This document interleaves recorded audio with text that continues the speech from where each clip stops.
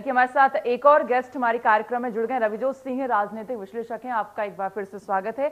अब से मैं यही जानना चाहूंगी, आज आपने देखा जब बहुमत साबित किया नीतीश कुमार ने, तो उन्होंने कहा कि जो आरजेडी के लेकर उन्होंने कहा कि कहीं ना कहीं एक भ्रम में ये लोग जी रहे हैं, अहंकार में यहाँ पर जी रहे हैं। और एक जो पार्टी यानी जेडीयू का इशारा उनके पास तरफ था कि उनकी खुद की पार्टी को कह सकते हैं दरकिनार यहाँ पर किया जाए, इग्नोरेंस की यहाँ पर बात कही है।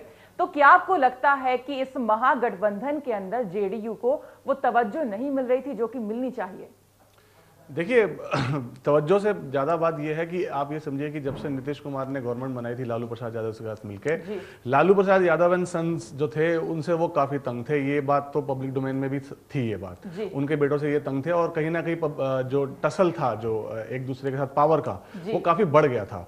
प्लस पिछले कुछ खासकर यूपी के इलेक्शन के बाद जिस तरह से बीजेपी जीती है और उसके बावजूद भी जितने इलेक्शन में बीजेपी जीतती चली जा रही है, नीतीश कुमार को लग रहा था कि कहीं ना कहीं मैं महागठबंधन में रहकर कहीं घाटे का सौदा तो नहीं कर रहा।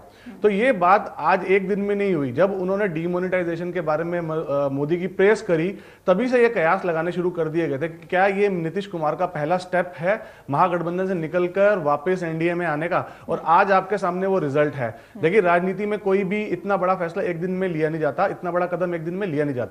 पिछले 24 से 48 घंटे में जो बिहार के अंदर में जिस तरह से ड्रामेटिकली पूरा ये जो घटनाक्रम हुआ है, वो जितना ड्रामेटिक लग रहा है और जितना सडन लग रहा है, उसका जो पूरा हिस्ट्री है वो पिछले 5-6 महीने में जाता है। रवि जोत जी हैं हमारे साथ, राजनीतिक विश्लेषक हैं कौशल जी, इनसे भी हम थोड़ा बात कर लेते हैं। यहाँ पर जिस तरह से हम बात कर रहे थे, अगर गुप्त मतदान यहाँ पर होता आज बहुमत साबित करने के लिए, तो क्या स्थिति यहाँ पे थोड़ी उलटफेर हो सकती? जिस तरह से यहाँ पर कौशल जी कह रहे हैं कि कुछ जेडीयू के लोग हैं जो समर्थन में नहीं है नीतीश के, वो हमारे साथ आ सकते हैं। जी बिल्कुल बिल्कुल सरिता जी, बिल्कुल ये सही इवैल्यूएशन है कि अगर वो 2/3 मेजोरिटी जो 2/3 पार्टी के जो विधायक है, अगर वो वाला अगर नहीं बना होता कानून, तो ये आज जो शरद यादव भी मुझे लगता नहीं है कि बहुत खुश हैं जेडीयू में नीतीश के इस फैसले से, तो कुछ भी हो सकता था। और मैं इस बात को बहुत अच्छे से मानता हूं कि जो भी चाणक्य रहे हैं इस पूरे खेल के पीछे, उन्होंने पहले ही कागज पे लिख लिया होगा कि कितने नंबर हमारे पास हैं, और अगर वो नंबर के लिए वो बिल्कुल श्योर नहीं होते तो ये गेम अभी नहीं खेली जाती। देखिए, अभी राजेश्वर जी ने बहुत बढ़िया बात बोली कि आज की जो राजनीति है वो एथिक्स की राजनीति रह नहीं गई, तो हम एथिक्स की बात ना ही करें तो अच्छा है। नरेंद्र मोदी जी और नीतीश कुमार एक दूसरे पे पब्लिक फोरम में इतनी छीटाकशी कर चुके हैं, और मुझे हैरानी है विनीत चौधरी जी यहाँ मेरे भाई बैठे हुए हैं, वो आज किस मुंह से नीतीश कुमार को मतलब विकास पुरुष कह रहे हैं। पिछले 4 साल में आप एक दूसरे के ऊपर क्या क्या नहीं बोल चुके।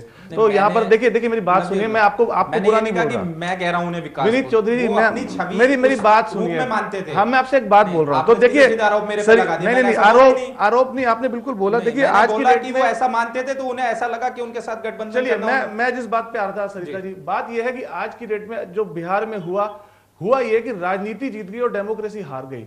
तो ये आज जो घटनाक्रम हुआ है, इससे ये दिखता है कि बीजेपी हो, कांग्रेस हो, जेडीयू, आरजेडी हो, कोई भी पार्टी हो, आज की डेट में सबको पावर चाहिए, एब्सोल्यूट पावर चाहिए। और बीजेपी का मेरे को सबको पता है कि सबसे बेस्ट टाइम चल रहा है, तो उनको लगता है कि इस बेस्ट टाइम में जितना बेस्ट और हो सकता है वो कर लिया जाए, और वो कर रहे हैं। और मैं उनको गलत नहीं कहूंगा, क्योंकि अगर उनकी जगह कोई और होता तो वो भी कर रहा होता।